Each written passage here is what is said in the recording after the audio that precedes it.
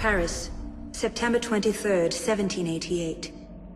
Dear Arno, I never thought I could be so bored in Paris. Can you imagine it? The greatest city in the world, and here I am, stuck in endless lectures from dawn to dusk. It's worse than that winter we spent in Strasbourg. Do you remember? When it snowed for a week straight, and we couldn't leave the house, and all the books in the library were in German. We convinced that cook the house was haunted by some young Frankish prince, and the poor man refused to leave his kitchen without a rosary in one hand and a Bible in the other. I miss those days. The things I'm learning from Father's friends are... well, I wish I could tell you about them. Someday, perhaps. But not now. And not like this. But still, I find myself missing those days. Missing home. Missing you. Next time Father comes to Paris, you must persuade him to bring you along. I remain always your Elise. Dear Arno, I confess I'm not entirely sure what to say here. It was good to see you again. Somehow rings hollow. An empty space unfit to contain the totality of my feelings.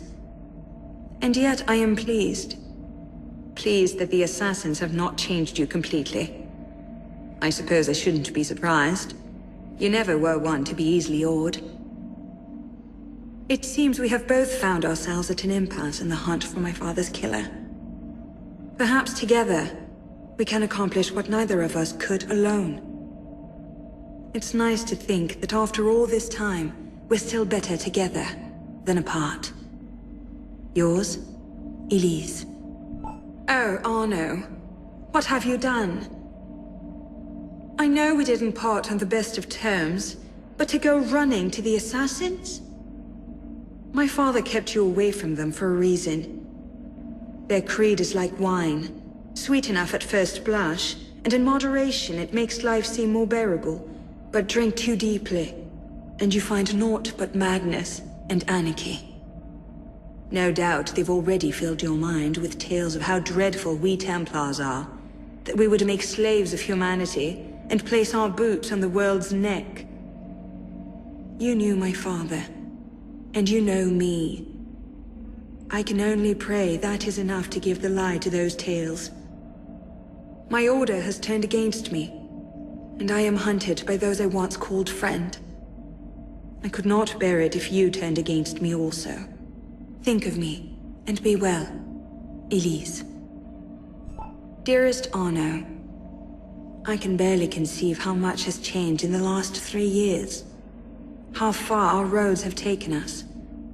Sometimes I feared our paths would diverge forever, or else come together at loggerheads like the star-crossed lovers in some hackneyed stage piece. Yet here we are. Not the same brash children we once were, nor yet strangers.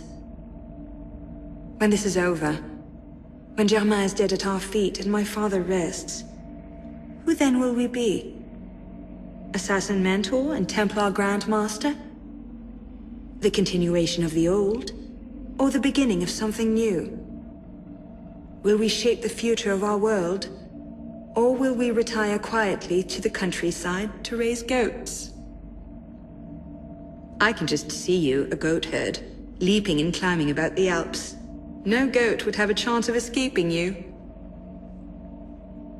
I do not know what the next days, months, years will bring. All I know is that we shall remain Arno and Elise, and with that, I am content. Je t'aime, Elise. My love, as I write this, you are asleep. If the light wakes you, I'll have some explaining to do, but at this moment, you are sleeping peacefully. Tomorrow is the day, it seems, the culmination of 5 long years, a moment of revenge. So why can I not quiet this part of me, which fears that, at the tipping point, you will flinch? Is it that I fear you loved my father less than I? Or do I doubt your resolve to strike the killing blow? I do not think so. Rather, I fear that you have lost so much already, that you cannot bear to lose more. I think that you would let Germain rule France if you thought it would save me. Have you ever known me to need saving? Have you ever had cause to think that I would accept it if it were offered? My fate is my own. My choice is my own. If somehow we both return from this, I will burn this letter. If you are reading it now, then I made my choice there in the temple. Know that I made it gladly, and do not take the burden of it onto yourself. Be at peace, my love, and walk what path you will. All my love, Elise.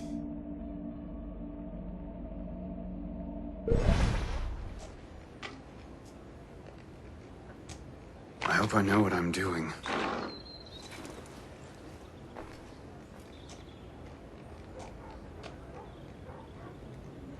My love.